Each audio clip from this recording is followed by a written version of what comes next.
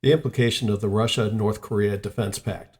The pact appears to be the retaliation for the decision to allow Western-donated weapons to be used against Russia.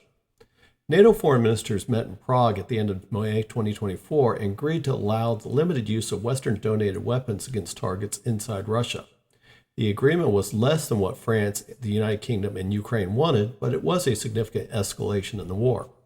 Russian President Vladimir Putin vowed retaliation against the West, but did not specify what the retaliation would be.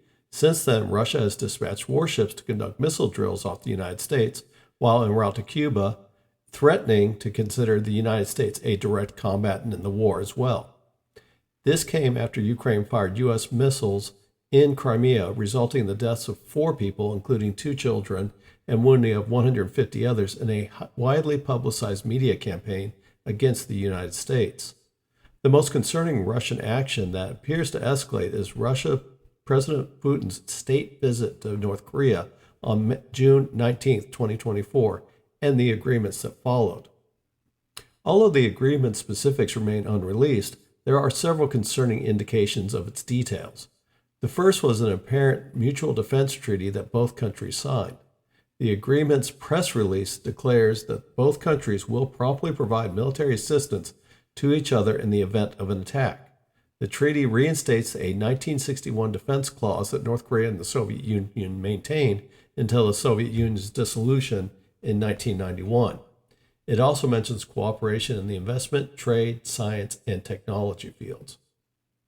President Putin said that the agreement does not rule out developing military and technical cooperation with North Korea. The West heavily sanctions both countries, and this agreement between the nations will counter any new sanctions and circumvent the current ones. It is expected that Russia will use its veto power in the United Nations Security Council to prevent any new sanctions from being imposed on North Korea, as demonstrated when it vetoed a renewal of a United Nations agency assigned to monitor international sanctions compliance against North Korea. The UN Security Council presented evidence of North Korean ballistic missile debris in Ukraine as proof of sanction violations by Russia and North Korea, and Russia is expected to use its veto to prevent any punitive actions against itself or North Korea. Another issue arising from the agreements is the question of what designates an attack. Is this treaty retroactive and applicable to the current Ukraine war? Will targets inside Russia use Western-donated weapons to trigger this defense pact? President Putin addressed this question after leaving North Korea on his way to Vietnam by stating, quote, "It needs to be additionally studied, but it is close to it," end quote. This is an intentionally ambiguous statement, but it suggests that the defense pact is retaliation for the NATO weapons decision. This agreement led to another significant decision. South Korean media, quoting government sources, stated that North Korea will deploy up to 4 Army engineering brigades to parts of occupied Donbass in exchange for direct financial payments from Russia. Although not intended for use in combat, these brigades will operate in disputed regions within Ukraine. This will allow Russian personnel to be directed to other areas of the front, potentially deterring Ukraine from escalating the war and causing North Korean casualties. We have yet to determine whether the attacks on Russia's borders by Western or Ukrainian weapons will alter the size and scope of North Korean operations in Ukraine as part of this defense agreement. North Korea has touted the alliance as justified, specifically mentioning NATO's reach out and partnerships with the Indo-Pacific 4 nations, or IP4, of Japan, South Korea, Australia, and New Zealand, as well as the newly formalized cooperation between the U.S., Japan, and South Korea to counter the North Korean missile program. In addition to affecting the Ukraine war, the alliance could affect Korean Peninsula and Japanese security. Russia has pledged to supply North Korea with advanced weapons, thereby enhancing the lethality of their threat. The Russians have stated that they would have the same stipulations on their weapons given to North Korea as the West has on weapons it donates to Ukraine. This implies that the agreement's clause is a direct response to NATO countries' decision to permit the use of their weapons against Russian targets. This decision raises concern as it presumes North Korea can sell these Russian weapons on the global market to any regime it desires, potentially leading to destabilization in various regions of the world. It is doubtful if Russia can support the transfer of weapons to North Korea, however, while it is under sanctions and short on sophisticated electronics.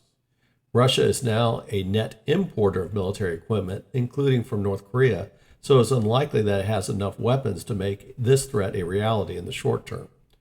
Russia does have the option to provide technology transfers, satellite support, and advisors to help North Korea improve the development of its domestic weapons program. This would most likely be preferable to North Korea and its Juche philosophy of self-reliance.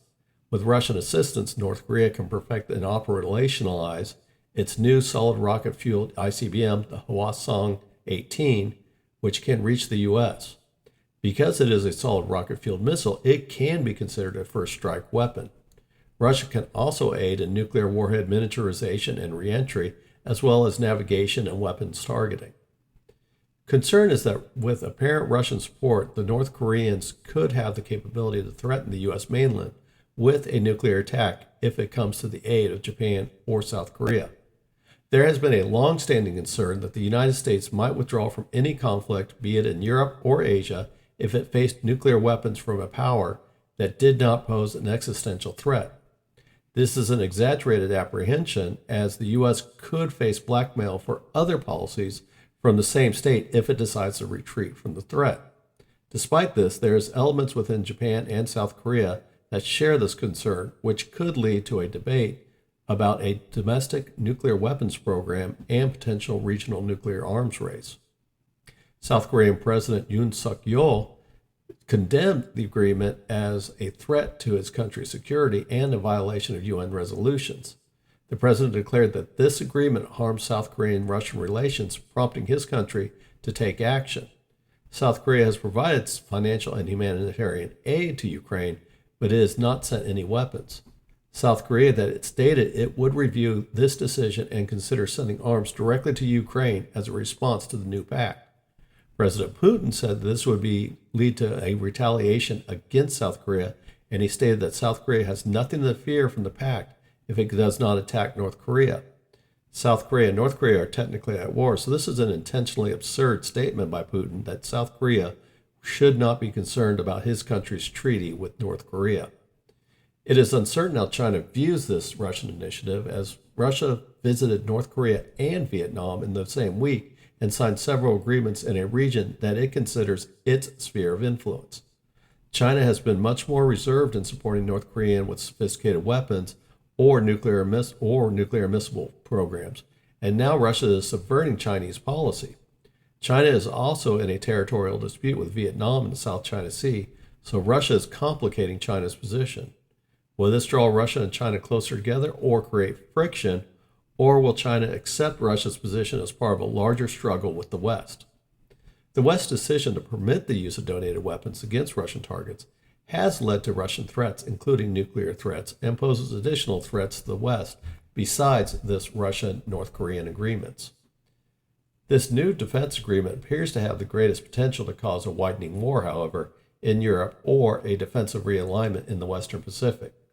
The conflict in Ukraine is in its third year, and it appears that both sides are desperate to get the upper hand in the war, and this desperation leads to escalations and increased international volatility.